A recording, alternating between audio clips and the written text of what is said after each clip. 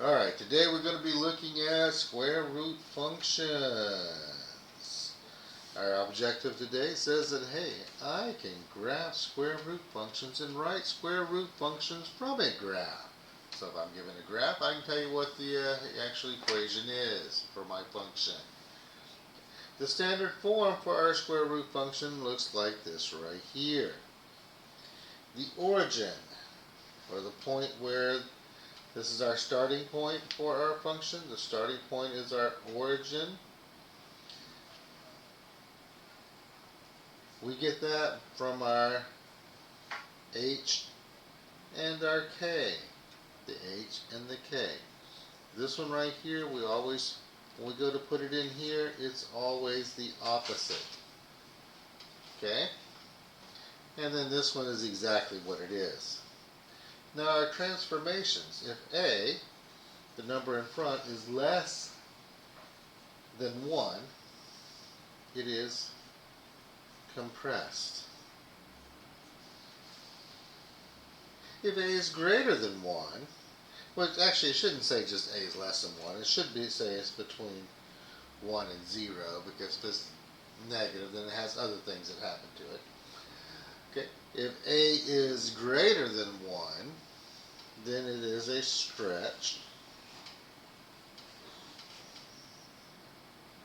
Okay.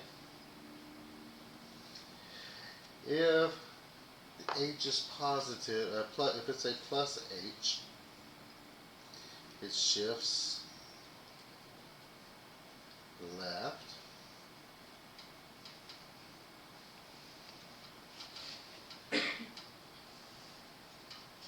If it's a minus h, it shifts to the right. If we have a plus k, that's going to shift it up. And if it's a minus k, it'll shift it down. The other thing we need to add on here that's not included is if a is less than 0, meaning our a is negative, it is reflected.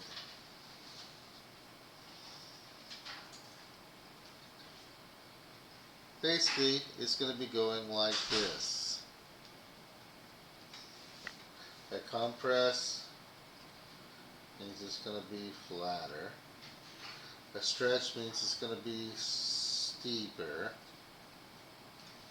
Okay?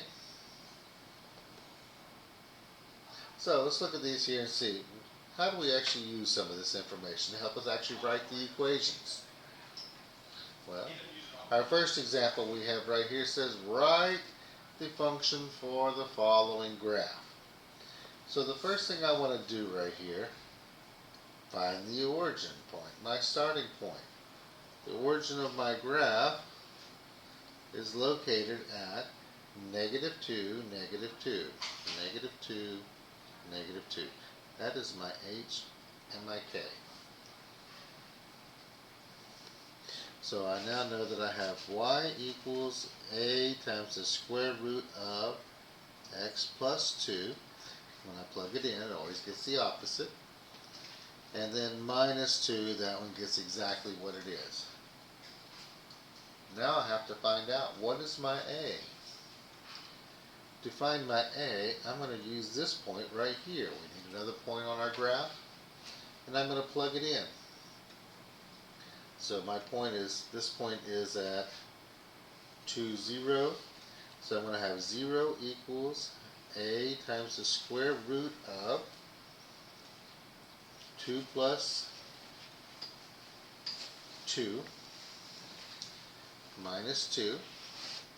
0 equals a square root of 4 minus 2. 0 equals 2a, because the square root of 4 is 2, minus 2. Move that bad boy to the left, to the left, to the left. We gotta move it to the left. And then we divide both sides by 2 and we find out A equals 1.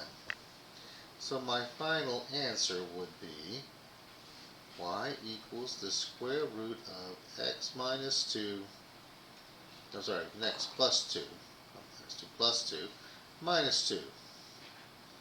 And put a box on that bad boy, because he's done.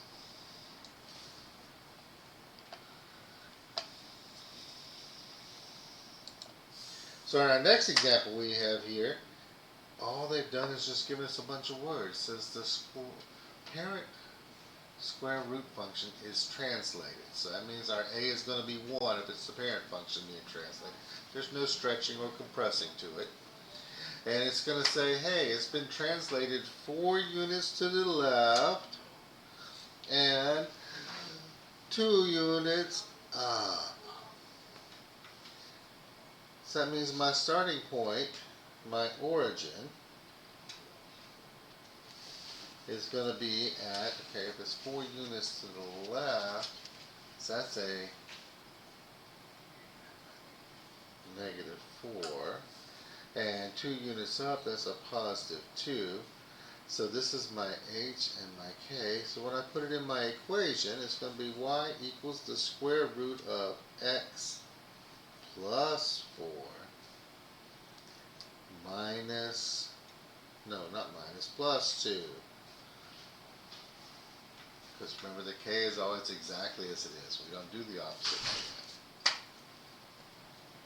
And at that point, you stick a fork in that bad boy because he is done. Translating our equations for square root functions. If we don't have to go find our a, and they just tell us we translated it, slid it around the parent function, a is always going to be 1. If they tell us there's a stretch or a compression, they'll give us an extra point on the graph or something to find a. So let's go give those a try and see how we do. Good luck.